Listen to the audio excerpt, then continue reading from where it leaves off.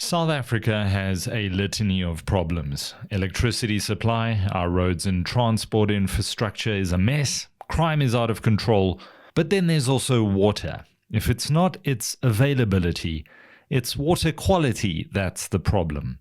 Government's latest Blue Drop report found a quarter of municipalities were ranked at critical risk, with 60% of our water systems not complying with microbiological standards.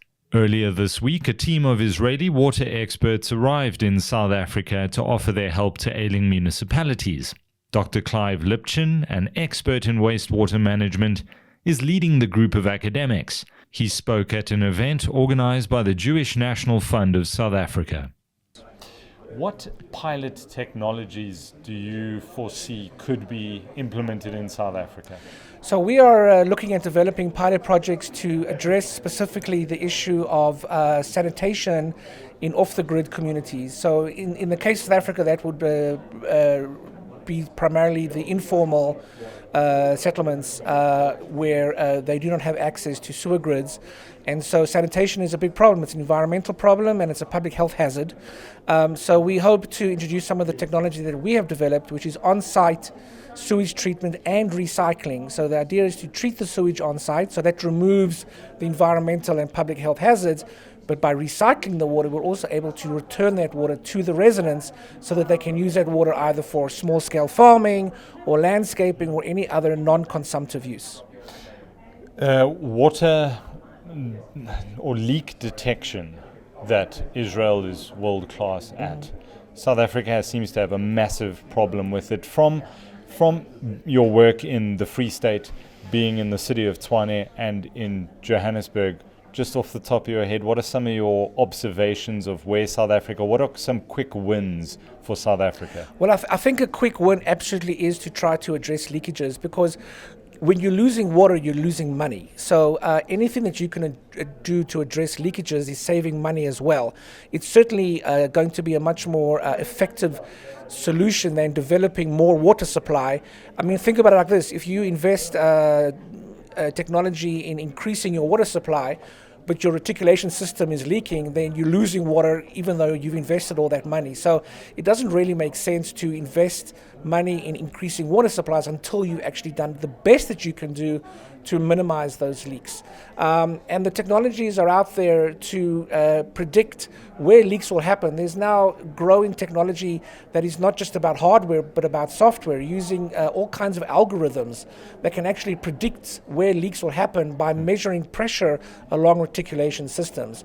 So it's those kinds of technologies that I would certainly encourage water utilities to look at and to see how they can bring them into their management systems so that they can reduce their non-revenue water. It definitely, in my opinion, will be one of the first things a utility should look at in improving water management. Absolutely. Losses of almost 40%? I mean, that must be quite a terrible figure. Yeah, but I'll be honest, it doesn't surprise me too much. I mean, if you take the city of Johannesburg, where their infrastructure is going back 40, 50, 60 years, that's almost a given. So again, if they can get a much better level of accuracy, of resolution on where the leaks are, and it's not always the big leaks that are the problem. It's the small leaks that could be going on for years, for decades. So once they can map out effectively where the leaks are, they can then decide and prioritize which leaks should they go for first, which leaks should be fixed. So they get that prioritization. And the technology in this area is very well advanced. We in Israel, as a comparison, you may have 40% leakage in the Johannesburg reticulation system. In our national system, our leakages is around 12 to 15%. And that's mostly because we've invested in these technologies that really, again, it's about predicting the leaks even before they become problematic. So Johannesburg Water and Rand Water, they definitely know the technologies out there, and I certainly encourage them to see how to best bring those systems online so that they can get from 40% maybe down to 25%, let's say, in the next year or two. Dr. Lipchin, we know nothing happens in a vacuum in South Africa. There is a political context to South Africa and Israel. How have you been welcomed in South Africa in your work with the city of Tshwane, Joburg, and other places around the country? Right. I mean, yes, I'm certainly aware of the politics revolving around South Africa-Israel relations.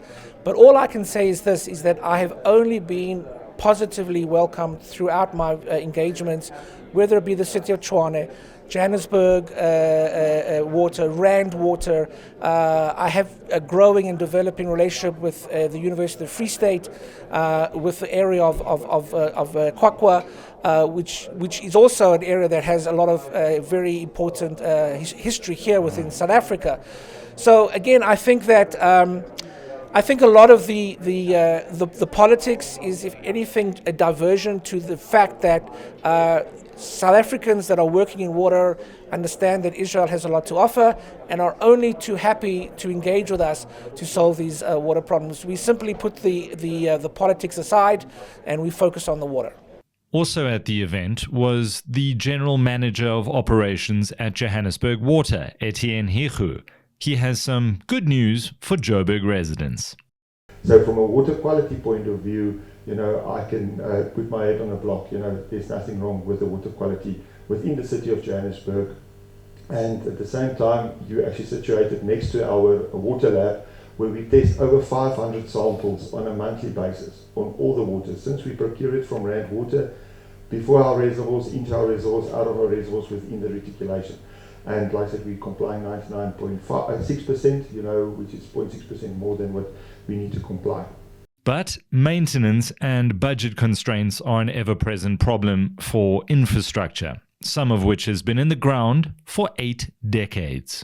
The other challenge that we also sit with your water losses, which is a big issue that we need to address.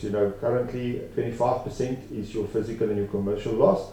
Although when you look at if you look at your annual financial statements, we report a non-revenue water of about 39%. So the difference between the water losses and your non-revenue water is basically we know where the water is coming from, but we provide it for free, or we subsidize it through other ways and means. And that's things that we need to start addressing, because we can't continue not creating revenue for your water. Lipchin touched on an issue South Africans are all too familiar with, our incessant blackouts. He explains what load shedding does from a water perspective. You cannot manage any water infrastructure without energy. And of course, South Africa faces huge energy problems, and that's something that has to be addressed in parallel, in tandem with any considerations of expanding infrastructures, whether it be reservoirs, reticulation systems, pumping stations, whatever. If we do not have reliable and stable energy, you're always going to run into problems. And that, of course, puts strains on infrastructure. If your energy goes down, the pressure in your pipes will change, and then it's going to exacerbate leakages, which you mentioned as well. So it's very important to understand the connections between water and energy. You really cannot manage them separately. They are very intricately interdependent. Earlier this week, the Israeli team met with Tshwane Mayor Randall Williams. The capital city will be partnering with the team as they conduct site visits across the municipality. Lipchin didn't sugarcoat his observations on the state of wastewater management in Tshwane. We were, for the last 2 days, with the city of Tshwane. This morning we met with the mayor. Yesterday we met with their sort of Etienne's compatriots from Tshwane. They have huge problems, huge. I think much bigger than what Joburg is dealing with. They have their wastewater infrastructure is completely collapsing, and so they're discharging literally raw wastewater into the river systems, which is compromising drinking water downstream. They are completely aware of this problem. They have their eyes very wide open. They understand the magnitude of the problem. We were there, we met with their people, we were taken on site, and all I can say is that we have been welcomed with open arms. There was a press release that came out from the mayor's office. We had pictures with the mayor. There was the Israeli flag on one side, there was the South African flag on the other side. So yeah, I mean, look, I'm not a politician myself, and I don't think it's that fair to put Daniel on the spot too much as well, but you're a resident, so you should obviously respond to your question. But all I can say is, from my experience, sort of re-engaging with South Africa through water, I can only say that we've been very welcomed. Asked by a resident whether politics would torpedo any possible collaboration between Israel and local municipalities in South Africa, DA Ward Councillor Daniel Shea had this to say. The Mayor has expressed that previously we are open to every idea possible to drive the city forward. We're not stuck in any ideological prisons. We're not going to let any city nonsense issues get in the way of making this city better.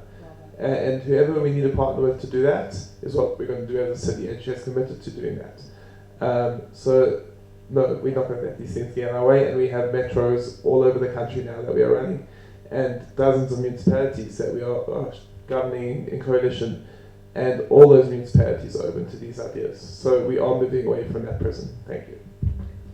Michael Appel from BizNews.com.